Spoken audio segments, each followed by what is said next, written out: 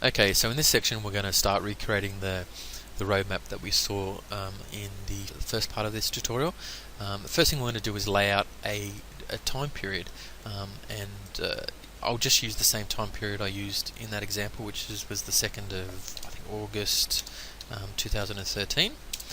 And what we can do, if we grab this little box, the corner of this box, and just drag out that date, you'll notice that, well, it spreads the dates right along that, but the reason that we can't see them is because the length of the actual text is too big for the cell. So how we can fix that, if we pick this little corner icon right in the corner of all the sheets, it'll select everything within that sheet, and if we double click on in between any one of these little cells, then it will expand out to show whatever content is in any of these cells. So basically it's a way to show everything.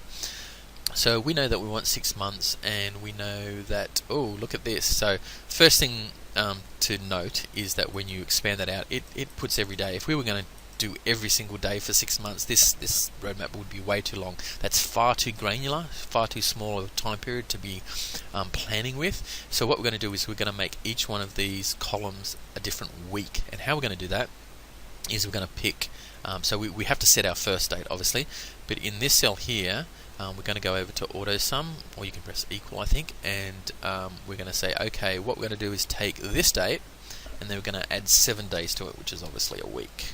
Hit enter, and as you can see now, they're separated by a week, and because we have this formula and it's going to be relatively applied to the cell before it, we can now click and drag all these, and yeah, we're covering a much larger time frame. So we need to go up to January, and again, you see that things aren't all showing because of the length of the cells. Again, we're going to click up here to select everything, and then double click in between a cell to expand that out.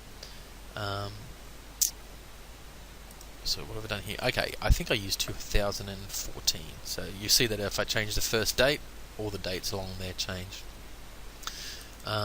And so these are weeks. We need to go to the end of January to be 6 months. So so I just need to expand this out a little bit more so we get to the end of January. Once again, double click, expand it out. There we are. That's the end date. So I can get rid of all these other ones.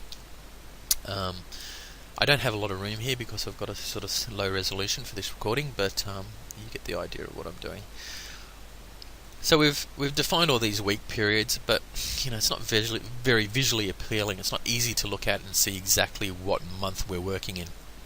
So what I'm going to do is type in the months.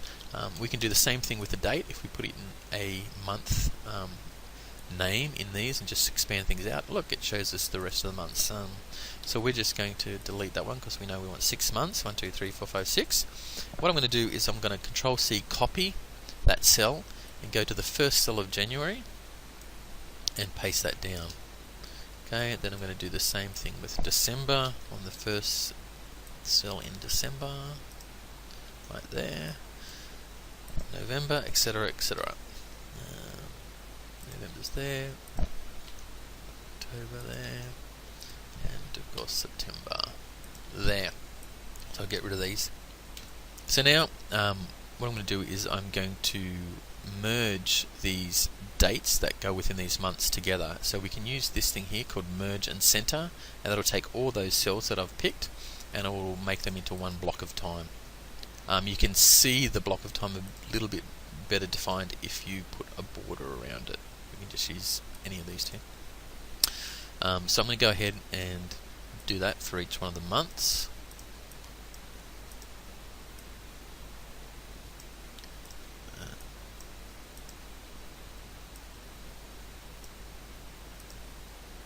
Okay, it's still very bland. You still can't really see what's going on here.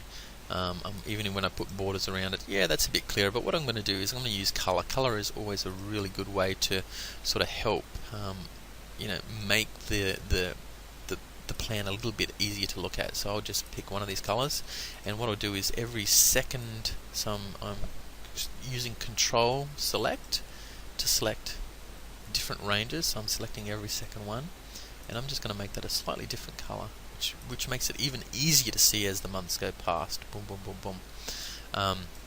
So we've defined our time frame for 6 months. Now we need to define, I guess, the resources that we're going to need.